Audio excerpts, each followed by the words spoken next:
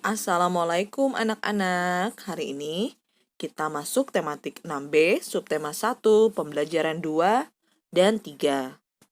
Anak-anak, mata pelajaran dan materi pembelajaran hari ini adalah PKN tentang persatuan dan kesatuan, mata pelajaran SBDP tentang pola tari, mata pelajaran IPA tentang adaptasi tumbuhan, dan mata pelajaran bahasa Indonesia mengenai informasi penting. Anak-anak, kita masuk ke mata pelajaran PPKN mengenai kehidupan suku Tengger. Salah satu tujuan wisata di Jawa Timur adalah Gunung Bromo. Gunung Bromo terletak di kawasan Taman Nasional Bromo Tengger, Semeru yang berada di Kabupaten Pasuruan, Probolinggo, Lumajang, dan Malang, Jawa Timur. Kawasan Tengger terdapat suku yang bernamanya suku Tengger. Mayoritas besar masyarakat suku Tengger beragama Hindu. Agama-agama lain juga dianut oleh masyarakat Tengger seperti Kristen, Islam, dan juga Buddha. Meskipun telah banyak agama di kawasan Tengger, tetapi sebagian masyarakat suku Tengger tanpa membeda-bedakan agama yang mereka anut. Mereka hidup berdampingan dengan damai dan tentram. Masyarakat Tengger dikenal sebagai warga yang santun, rukun, patuh, dan menjunjung tinggi tradisi budaya leluhur.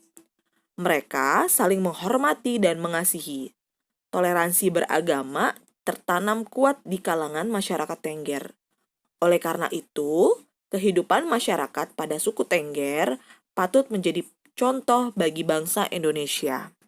Anak-anak, kemudian kita masuk pada mata pelajaran SBDP tentang pola lantai. Apakah kalian masih ingat tentang pola lantai? Pola lantai adalah pola yang dilakukan oleh seorang penari dengan perpindahan, pergerakan, dan pergeseran posisi pada sebuah ruang. Pola lantai berfungsi untuk membuat posisi dalam sebuah ruang gerak. Pola lantai dibuat untuk memperindah pertunjukan karya tari. Adapun macam-macam pola lantai pada tarian yaitu yang pertama pola lantai vertikal.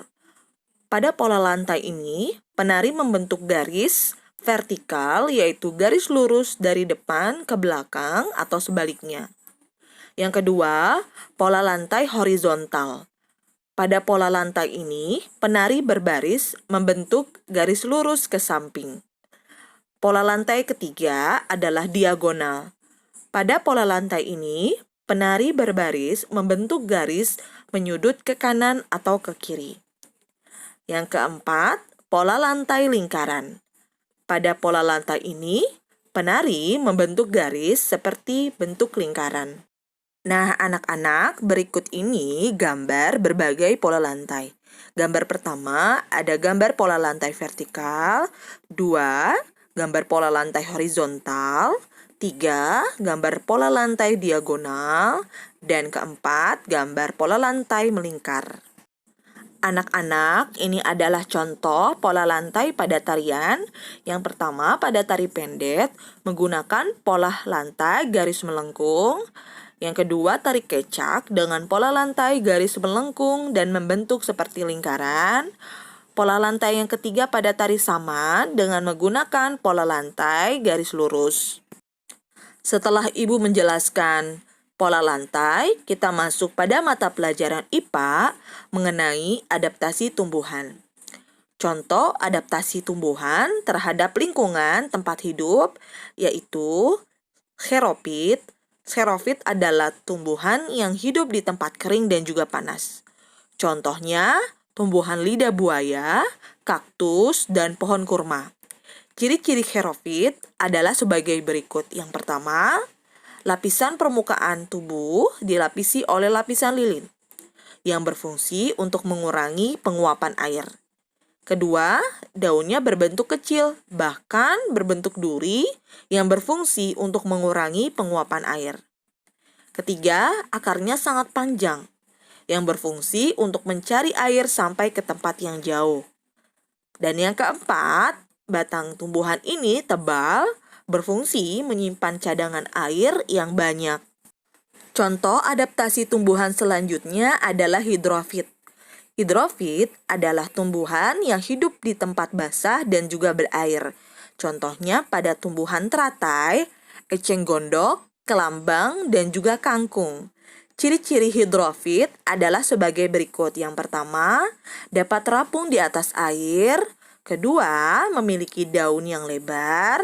Dan ketiga, mempunyai tangkai yang menggembung berisi udara sehingga dapat mengapung. Contoh adaptasi tumbuhan yang ketiga adalah higrofit. Higrofit merupakan tumbuhan yang hidup di tempat yang lembab.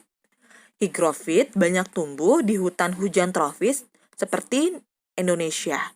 Contohnya pada tumbuhan paku dan juga lumut. Ciri-ciri higrofit adalah sebagai berikut. Yang pertama, daunnya tipis dan juga lebar. Kedua, pada permukaan daunnya terdapat banyak stomata, sehingga proses penguapan airnya berlangsung cepat.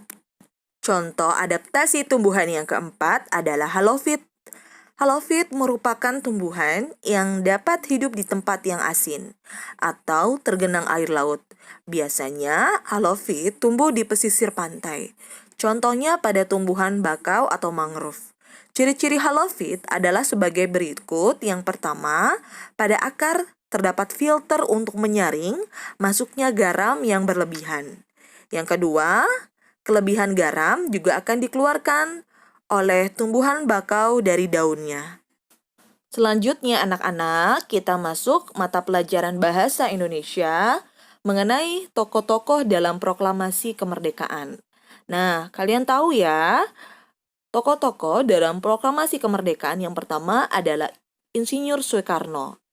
Insinyur Soekarno adalah tokoh proklamator Indonesia dan juga presiden pertama kita Indonesia. Yang kedua, ada gambar Dr. Anders Muhammad Hatta. Muhammad Hatta, atau kita sebut Bung Hatta, adalah tokoh proklamator Indonesia bersama Insinyur Soekarno dan juga Wakil Presiden pertama Indonesia. Bung Hatta diberi julukan Bapak Koperasi Indonesia. Tokoh selanjutnya ada Ibu Fatmawati. Ibu Fatmawati adalah istri dari Soekarno. Fatmawati sebagai seorang yang menjahit bendera merah putih untuk proklamasi kemerdekaan tanggal 17 Agustus 1945. Kemudian ada Ahmad Subarjo. Ahmad Subarjo adalah Kepala Biro Riset Angkatan Laut Jepang yang dipimpin oleh Laksamana Tadashi Maeda. Selanjutnya ada Laksamana Tadashi Maeda. Laksamana Tadashi Maeda adalah seorang tentara angkatan laut yang berasal dari Jepang. Tokoh-tokoh dalam proklamasi Indonesia selanjutnya ada Sayuti Melik. Sayuti Melik merupakan tokoh pengetik naskah proklamasi setelah disempurnakan dari naskah tulisan tangan. Kemudian ada Latif Hendraningrat dan S. Suhut. Latif Hendraningrat dan S. Suhut merupakan seorang prajurit peta yang berperan dalam pengibaran bendera merah putih saat proklamasi. Kemudian ada B.M. Dyah. B.M. Dyah atau nama panjangnya Burhanuddin Muhammad Dyah merupakan salah satu tokoh yang berperan dalam penyebarluasan berita proklamasi kemerdekaan Republik Indonesia. Nah, anak-anak, itulah tokoh-tokoh yang berperan dalam pelaksanaan proklamasi Indonesia. Anak-anak, kalian harus tahu bagaimana menyikapi perbedaan yang baik. Yang pertama, kita harus mengembangkan cara berpikir positif dan juga mandiri. Kemudian, kita harus hindari sikap merendahkan orang lain dan juga menganggap diri kita sendiri paling hebat. Kemudian, kita meningkatkan kepekaan terhadap orang lain dan harus bersikap sabar dan toleransi dengan siapapun. Anak-anak, setelah Bu Rizky menjelaskan materi hari ini, tugas tematik kalian yang pertama, kerjakan halaman 15, ayo menulis. 2. Kerjakan halaman 21, Ayo jawab. 3. Kerjakan halaman 23. Ayo jawab. 4. Kerjakan halaman 28, bagian 1 saja. Ayo berlatih. 5. Kalian baca dan cermati halaman 17, 18, dan 19. Kalian garis dengan stabilo informasi yang penting. Keenam, kalian baca dan cermati halaman 20, 21, dan 22. Kalian garis dengan stabilo informasi yang menurut kalian penting. Dan kalian baca, kemudian cermati halaman 24, 25, 26, dan 27. Kalian garis dengan stabilo informasi yang menurut kalian penting. Hasil tugas kalian difoto dan dikirim melalui Google Classroom atau WhatsApp Bu Rizky. Selamat mengerjakan dan tetap semangat. Wassalamualaikum warahmatullahi wabarakatuh.